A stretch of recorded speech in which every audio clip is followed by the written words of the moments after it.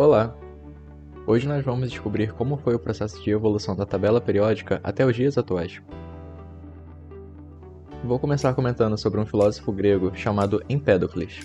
Ele foi considerado o primeiro filósofo ocidental a sugerir que haviam 4 substâncias básicas, no qual, quando misturadas, eram a base de todas as outras substâncias.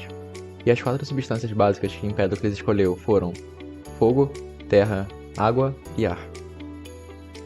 Agora, não tão distante de Empédocles, também veio um famoso filósofo grego chamado Platão.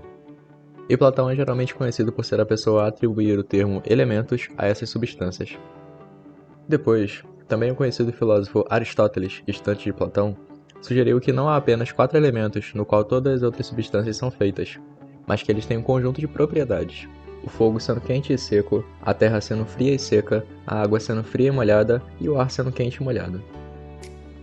Então essa sugestão de Aristóteles nos leva a um caminho para catalogar esses elementos em algo mais complexo do que apenas uma lista. A partir disso, podemos criar um gráfico com quente e frio em um eixo e molhado e seco no outro, e tabelar esses elementos. Entretanto, isso está bem distante do que é a tabela periódica moderna, mas foi a partir desse método de pensamento que levou ao que nós conhecemos hoje da tabela periódica. Então, para compreendermos melhor, precisamos avançar um pouco no tempo, até o século XVIII.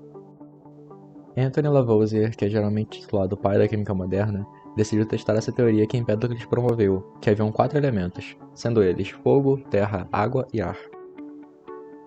Então a primeira coisa que Lavoisier fez foi sugerir que se algum material pode ser decomposto, então ele não pode ser um elemento, ou seja, se você conseguir quebrar ele em substâncias mais simples, não é um elemento. E ele usou esse teorema para testar a ideia de que a água é um elemento fundamental. Entretanto, Lavoisier não sabia que a água era H2O, mas o que ele sabia era que ele poderia usar um processo chamado eletrólise para transformar a água em gases de oxigênio e hidrogênio. Então ele poderia recombinar oxigênio e hidrogênio para formar a água, mas o que ele não poderia fazer era decompor o oxigênio nem o hidrogênio. Além do mais, Lavoisier sugeriu que se um material pode ser fisicamente separado em 2 materiais distintos, então não é um elemento. E ele usou isso para testar a noção de que o ar era uma substância elemental. Lavoisier, então, foi capaz de separar o ar em oxigênio e nitrogênio, porém, uma vez separados, ele não conseguia separar nem criar mais nada a partir do oxigênio nem do nitrogênio. Então o que Lavoisier provou até esse momento foi que a água e o ar não são substâncias elementais, mas que o oxigênio, hidrogênio e nitrogênio de fato são. Lavoisier e outros químicos da época continuaram nesse trabalho e foram capazes de catalogar aproximadamente 24 elementos até o momento de sua morte, em 1794. Porém, os químicos modernos não organizam esses elementos apenas em uma lista, mas com o passar do tempo, foi surgindo uma melhor forma de organizar esses elementos. E para entender como isso aconteceu, precisamos avançar aproximadamente um século no tempo. Dmitry Mendeleev foi um conhecido químico russo do século XIX. O que ele notou com os trabalhos citados anteriormente foi que se ele pegasse alguns elementos conhecidos na época e os alinhasse em ordem crescente relativa ao número atômico, ele chegava numa tendência. Ele percebeu que, por exemplo, o hidrogênio, lítio e sódio tinham propriedades químicas similares, enquanto o berílio e o magnésio também eram parecidos. Assim como o bório e o alumínio, assim como o carbono e o silício, essa tendência continuava para todos os elementos conhecidos naquele tempo. A grande genialidade que Mendeleev decidiu fazer foi, ao invés de simplesmente listar os elementos em ordem crescente ao número atômico, foi que ele organizou esses elementos como um parágrafo. Então, ao invés de uma linha reta, foi criada uma tabela, no qual cada coluna possui elementos com características semelhantes. Usando essa técnica, Mendeleev foi capaz de não só catalogar cada elemento de forma significativa, mas também presumir a existência de elementos não descobertos, como os gases nobres. Ainda no século XIX, um químico alemão chamado Johann Dobereiner propôs que quando os elementos são organizados em ordem crescente à massa atômica, um grupo de 3 elementos com características semelhantes é formado. E também que a massa atômica do elemento do meio é sempre igual à média aritmética da massa atômica dos 2 outros elementos.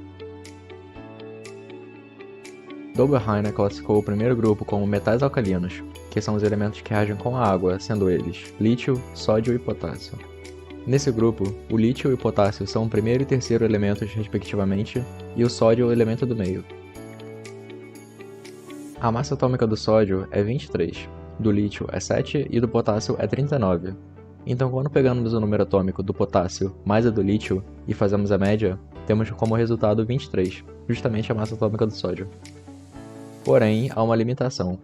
Dobereiner conseguiu apenas identificar 3 tríades dos elementos conhecidos naquela época: os metais alcalinos terrosos e os halogênios.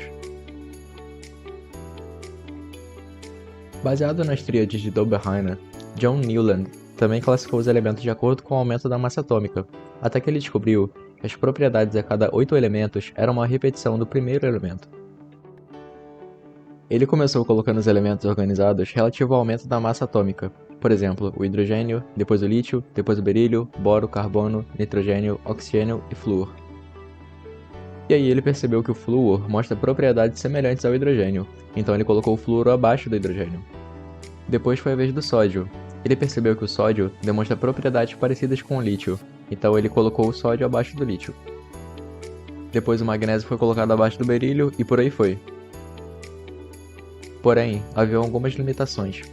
Naquela época, apenas 56 elementos tinham sido descobertos, e Newland acreditava que mais nenhum elemento seria descoberto. Isso não dava margem para novos elementos servirem para essa lei de Newland. Outra limitação é que essa regra é válida apenas até o cálcio. Além do mais, a primeira tentativa de organizar os elementos de acordo com o aumento da massa atômica foi dada a Alexandre-Émile Beguier de Champ-Courtois, que organizou os elementos em formato de espiral, no qual, quando um elemento dava a volta e encontrava o primeiro acima, estes possuíam propriedades semelhantes. Por exemplo, neste parafuso foram colocados os elementos lítio, sódio e potássio, um embaixo do outro. Conforme dava a volta em espiral, encontrando-se com o primeiro elemento acima, as características químicas deles eram bem similares. Por último, mas não menos importante, no início do século XX, o físico inglês Henry Moseley examinou o espectro de raio-x dos elementos e descobriu que todos os átomos de um mesmo elemento químico apresentavam a mesma carga nuclear e, portanto, tinham o mesmo número de prótons, que consiste no número atômico do elemento. Rapidamente chegou-se à conclusão que os elementos ficariam em um padrão, ainda mais regular quando arranjados em uma tabela em ordem crescente do seu número atômico, ao invés da massa atômica. E um conceito rápido é sobre a lei periódica, que estabelece que quando os elementos são listados sequencialmente em ordem crescente do seu número atômico, é observada uma repetição periódica em suas propriedades. Portanto, esse foi um resumo da história da tabela periódica, desde a primeira definição de elemento até o que conhecemos hoje na química moderna. Obrigado!